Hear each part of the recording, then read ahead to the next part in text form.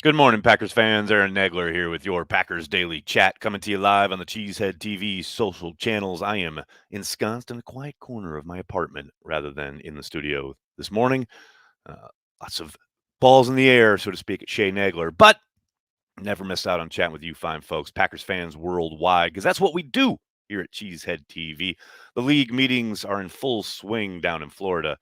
Um, Cheesehead TV budget, not quite at a place where I can attend. So here I sit monitoring headlines and seeing the quotes coming out of coaches' availability this morning. Mike Tomlin, God bless him, he wants to be an advocate for bringing back sudden death overtime, and I am here for it.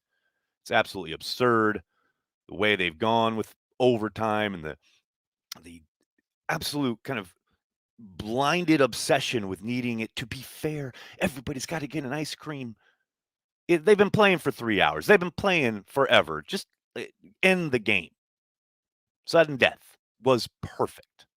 But then, Brett Favre did Brett Favre things and didn't get the ball back in a playoff and whatever and blah, blah, blah. And then Peter King went on a crusade. Now here we are with the most asinine overtime rules imaginable. Just go back to sudden death. And most players and coaches will tell you they just want to get the thing over with. It's absolutely absurd. Anyway, Mike Tomlin Stan sitting right here before you. Good morning to everybody in the comment section. Good to see everybody. Shadid, how you doing? Thanks for checking it out. Jake, what moves do you think Green Bay makes for now?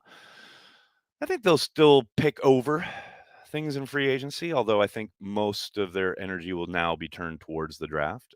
I do think they'll keep monitoring the wide receiver situation, both in free agency and in potential trades, but I don't see any monster moves on the horizon. Now I say that and watch they'll make a huge splash as soon as I'm done going live here. But yeah, I think as Brian says, always monitoring, always in the conversation. But look, I know people are nervous about the wide receiver spot, and I understand it. But it's not like they're bereft of talent. Let's kind of slow our roll there. Um, they have to make whatever work with whatever they got. They will do so because they've got Aaron Rodgers, they've got Matt LaFleur, and I'm not saying they can just show up because that is far from the truth, as we all know. But this idea that they just don't have anything in the position is a bit silly. Uh, Sudden death, rock, paper, scissors. Now, AZ Atheist. Now you're talking. There you go. Donnie asks DK Metcalf or Tyler Lockett. Um, it's always a possibility. Like I said, they're going to be monitoring everything, but it really depends on the asking price. I can't imagine the Packers are going to give up a premium pick for either one of them. I think they'd much rather use those selections on getting their own guy. But if there is a trade to be made and the Seahawks are amiable to a day 3 compensation, then possibly they talk. But I suspect the Seahawks will want a little bit more than the Packers would be willing to give up. But you never know. Sudden death doesn't fix anything. Lee, it absolutely fixes everything. It gets the game over with. Someone scores. Done. You're welcome. A.J. Brown would be a beast with 12. Agree with that, definitely. If Green Bay ends up winning it all in 2014, would McCarthy still be coaching in Green Bay now? Oof, that is a great question, Phil. Now, probably not. I bet Mike would have retired by now. But I don't know, man. That's a very good question. Probably. I mean, he would have continued coaching past the time he did, most likely. But like now to this day, 2022, I'm not so sure. I think probably be retired by now. Smallsish, thanks for the super chat. Just run the gosh darn ball. Hey, what a concept. I'm down with it. I like it. Mark, thank you for the super chat. Did you see Andrew Brandt dying on his sword and doubling down on the A-Rod deal being 1 year and wait for it, a trade? Is this your opinion too? I don't think, I mean, the trade thing seems a little far-fetched, but Aaron revisiting whether he wants to retire or not at the end of the season, I understand that there's a 2-year commitment here as far as the way the contract is laid out, but that doesn't stop Aaron Rodgers from, having thoughts, right? That doesn't regulate his brain. If he gets to the end of the season and it's a grind and he's just like, not so sure about coming back for another year and he decides to retire, could I see that? Yeah, of course I could see that. Do I think that's going to happen? No. But is it a possibility? Sure. Of course it is. And you're silly. Anybody would be silly to dismiss that possibility. As far as like 1 year and they'll trade him, now that feels far fetched. But hey, I mean, how many freaking quarterbacks were on the move this offseason? It's kind of funny all the conversation we heard regarding Aaron Rodgers potentially ending up someplace else, and he's one of the few guys who stayed put. So many other quarterbacks kind of switch spots. So if this is a new era and guys have a little bit more leverage to force their way out and go where they want to go, then potentially. But I think if Aaron was going to make that move and make that power play, it would have been this offseason to go play with Hackett. But I think he recognizes his best shot for another ring and a big payday is in Green Bay. Jeezy Baby, what's up, man? Thanks for the super chat. Ted Thompson used to say it's not fantasy football, but I think it's starting to turn that way with all these trades. Nah, I mean, a little bit. There's definitely more movement. It's been coming for a while. There have been more player trades in the last like 5-6 years than there had been forever in the NFL. But now Ted's still pretty spot on in that regard. What else we got, folks? What else we got? I respect Bryant, but he definitely isn't willing to accept he was wrong after guaranteeing Rodgers was gone this year. LOL. Yeah, I mean, he's certainly been wrong about a few things, and not just when it comes to the Packers. He was adamant that Carson Wentz wasn't going to get traded, and then Wentz was traded. He owned up to that one, though. Now, clearly, with the Rodgers thing, hey, I thought Rodgers was gone too. So much so that I promised my daughter a dog, and now I have to get her a dog because Aaron is back. It was pretty clear that he was on his way out, and behind the scenes, obviously, the relationship between he and Brian and the organization in general has been repaired to a point where they're good to go. Yeah, I don't kill Andrew for that though. Hey Brandy, how are you? Good morning. Nags, what can we expect from Stenovich? Same old same? I don't know about that. It'll be interesting to see what he kind of brings, right, to the stew on offense, so to speak. Don't forget that he was already involved kind of tangentially when it came to suggesting plays, ideas, concepts, what have you. Even when Hackett and Getsy were still in town, there were a number of times where they would have a successful player, what have you, and Matt would mention, that's something, or Aaron would say it in his press conference, like that's something that Stenovich brought to us earlier in the week. We thought we could try it out. Everybody on the staff is always kind of looking at other teams' tape and suggesting things. Trying to find plays that they might be able to utilize or cannibalize, etc. I think Stenovich has kind of been been ready for this for a while now, and I don't think you'll see a drastic change, but I do wonder if you'll maybe see a little bit more kind of the power trap game, and when it comes to running the football. They kind of got to some of it earlier last year, but I think the injuries along the offensive line kind of stymied any kind of growth or change up there that they could really institute throughout the season because they were playing so many different guys and combinations and guys in different positions, etc. But I do hope that Stenovich being in that room and in that mix does help A, in the running game, and B, just maybe not an emphasis on the running game a little bit more, but does give them a little bit of a more of a physical attitude, so to speak, when it comes to the game plan. Jeff, thanks for the super chat.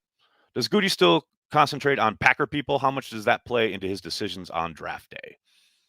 That's a good question. Something I'd love to ask Goody about. I mean, Packer people was always kind of just a moniker that Mike threw out there back in the day, right? There's certainly something to the idea that the Packers, whether it has been under Ted or under Brian, do try to find guys who maybe not, they don't label them Packer people, but do have a good makeup and good kind of work ethic and guys who are all ball all the time. And it's not to say they don't, hate guys with personalities or anything like that, but they have seemingly tried to find guys who are able to, and like, look, you do play in Green Bay, Wisconsin. It does take a certain kind of individual to be kind of holed up in the fishbowl existence that is Green Bay and ensure that, you are fine with that, ball is life kind of mentality.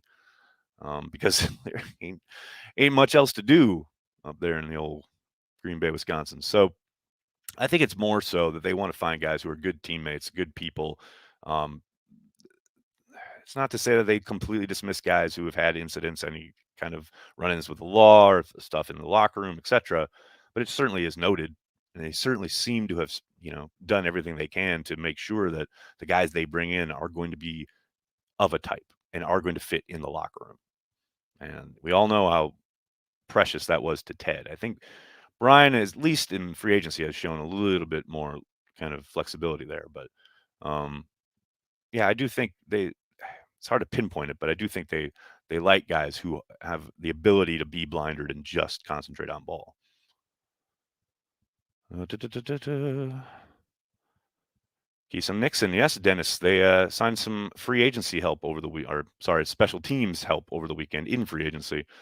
Nixon clearly has experience with Rich Bisaccia and has played a bit from scrimmage, but he has played a ton of special teams. And you have to think Bisaccia most likely said, "Hey, let's go get this guy. He can help implement what I'm trying to do on teams." When will special teams start practicing? I expect a noticeable difference in its look. Mick, they'll start practicing when the rest of the team starts practicing. We haven't got an official off-season kind of schedule yet, as far as like OTAs, minicamp, what have you. But I think they'll start to report for the off-season program in early April. But that's not. They won't be practicing until, you know, weeks and weeks in. Got to get back to the Packers sweep play. Now you're talking. What does Nixon have in common with Snoop Dogg? He's related to him, I believe. I can't remember. I think he's his nephew or something like that. I don't know. Corey was very excited. I don't know if you saw Banky's tweet. I know Corey was very excited at the Snoop Dogg connection. Although I believe Snoop Dogg is a Steelers fan, so I don't think he's going to get on board with the green and gold. Michael, do I think Green Bay emphasizes speed in this draft? Probably no more so than they usually do. They like big guys. They like them rugged. They like, you know, tall, built dudes who can withstand a hit or two in the cold months of November and December in Green Bay, Wisconsin, for whatever reason. And I'm not the advocate here. I'm not the one saying, you know, this is how they should do it. I'm just saying this is how they do it. They have always, always favored the bigger, stronger, especially at receiver. But just, it's the quick, diminutive, like darting, shifty guys, never been their thing. And obviously they hit on MVS on a day 3 pick, but for the most part, it's not speed has just not been something they covet. Now, they will say otherwise and we're always looking for speed and blah blah blah, and I understand it. Of course you are. But when push comes to shove and it's time to put the card in the draft, they almost always go for the all-around athlete who's bigger and stronger over speedier. And look, at times it can get frustrating, especially when you see teams that are kind of littered with speed, right? And it's so noticeable. It kind of jumps off the screen when teams are kind of way faster than the Packers. And it can get frustrating. But the Packers have won a boatload of fucking games with their philosophy. So, as a fan sitting outside, I can definitely get frustrated by it. But it's not like I can sit here and say they don't know what they're doing, because they certainly have found oodles and oodles of talent throughout the draft with their philosophy. Timbo, thanks for the super chat. I hope Packers learn from Adams. Don't mess around with extending players. On the side note, NFL front office must be happy with all the big offseason moves. Oh, the NFL's got to love the headlines, definitely. The news generation is off the charts. I mean, phenomenal stuff. No doubt about it, keeping them in the headlines, even when other stuff is going on in other leagues and other sports. Doesn't matter. NFL is king.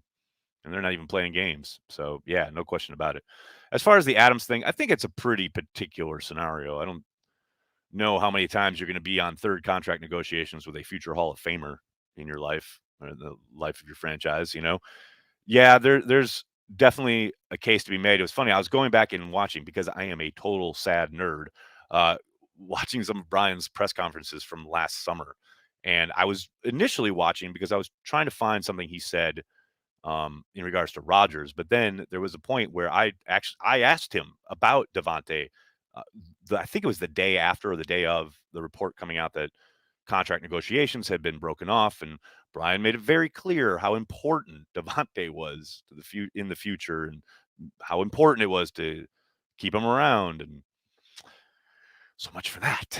But yeah, I mean, It is interesting. It is the one thing I really want to ask Brian about, or Russ, but they don't ever make Russ available. This idea of completely changing how they handle the salary cap, yet sticking and adhering to their principle of never guaranteeing money past the signing bonus, um, even for a future Hall of Famer like Davante. And I understand he's older. I understand handing all that to a 30-year-old wide receiver is a bit daunting, but man, I don't know. Seems like if there is an exception to be made, Davante should have been it. Ben, thanks for the super chat. Morning, Nags. My song for today is Times Like These by Foo Fighters. Would love a couple of young, talented wide receivers in the draft, reloading and going again. Yeah, there's no doubt there will be at least one wide receiver selected in this draft. If there's not, I'll get my daughter another dog. No, I'm kidding. I'm kidding. But I will be shocked if they don't get at least one wide receiver. Possibly two. You never know. But, again, you guys will get sick of me saying this. Got 31 days to go till the NFL draft, people. And I'm probably going to have to say this every single day, but it depends on how the board falls. You don't just take a position to take it.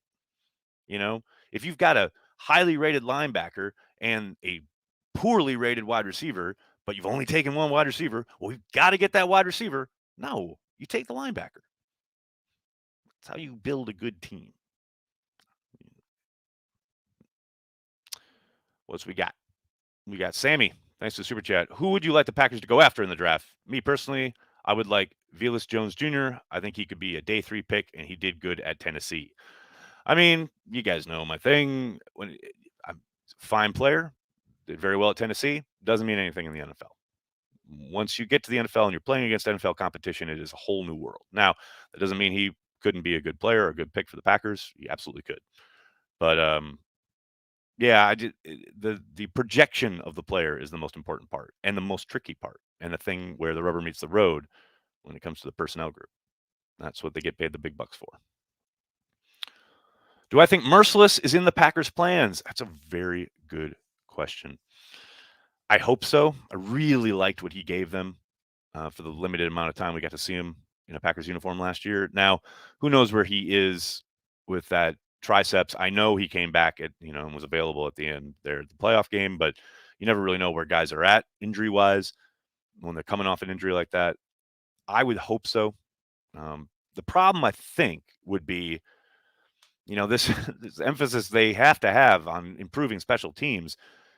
Is Merciless going to play on teams? Because otherwise he's just a rotational guy who's going to give you like 12, 15 snaps a game and take up a roster spot. So that might be a bit tricky.